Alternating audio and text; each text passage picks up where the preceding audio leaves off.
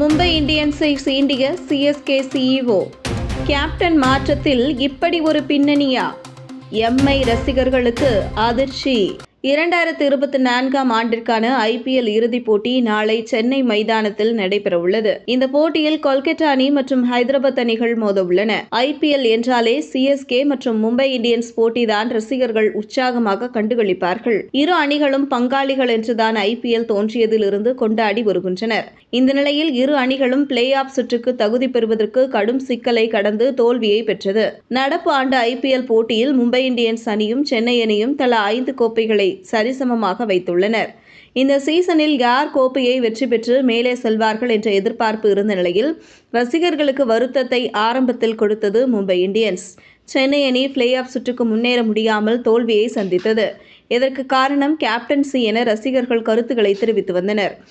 IPL போட்டி March மாதம் தொடங்கிய நிலையில் அதற்கு முன்னதாகவே மும்பை அணிக்கு ரோஹித் சர்மாவுக்கு பதிலாக ஹர்திக் பாண்டியா என்றும் சென்னை அணிக்கு தோனிக்கு பதிலாக ருத்துராஜ் கெய்க்வாட் நியமிக்கப்பட்டார். ஹர்திக் பாண்டியாவை மும்பை இந்தியன்ஸ் ரசிகர்கள் ஏற்றுக்கொள்ளவில்லை. ருத்துராஜ் கேப்டனை சென்னை அணி ரசிகர்கள் எல்லை கடந்த வரவேற்பு அளித்தனர். இந்த நிலையில் ருத்துராஜ் கெய்க்வாட்டை சிஎஸ்கே அணியின் கேப்டனாக நியமித்தது ஏன் என்பது குறித்து சிஎஸ்கே அணியின் சிஇஓ காசி விஸ்வநாதன் விளக்கம் ஒன்றினை அளித்துள்ளார். சிஎஸ்கே அணி நிர்வாகத்தின் கீழ் ருத்துராஜ் கெய்க்வாட் சிறப்பாக விளையாட துவங்கிய போது அடுத்த கேப்டனாக அவர் வருவார் என்று பேசத் தொடங்கினோம்.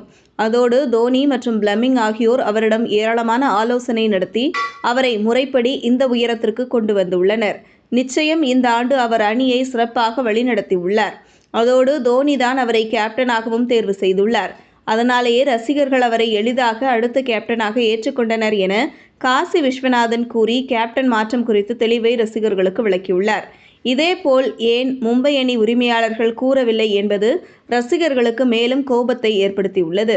மேலும் சென்னை அணிக்கு கேப்டன் மாற்றத்தை தோனி தான் முடிவெடுத்துள்ளார். ஆனால் மும்பையில் எதற்காக ரோஹித்தை மாற்றினார்கள் என இதுவரை எந்தவித விளக்கமும் கொடுக்கவில்லை. ஒரு பக்கம் மும்பை இந்தியன்ஸை போன்று சென்னை அணி உரிமையாளர்கள் கிடையாது என காசி விஸ்வநாதன் மறைமுகமாக மும்பை அணியை விமர்சிக்கிறார் என ரசிகர்கள் தங்களது கருத்துக்களை தெரிவிக்கின்றனர். 2 அணிகள் தான் மாறி மாறி கோப்பைகளை வெல்கின்றனர்.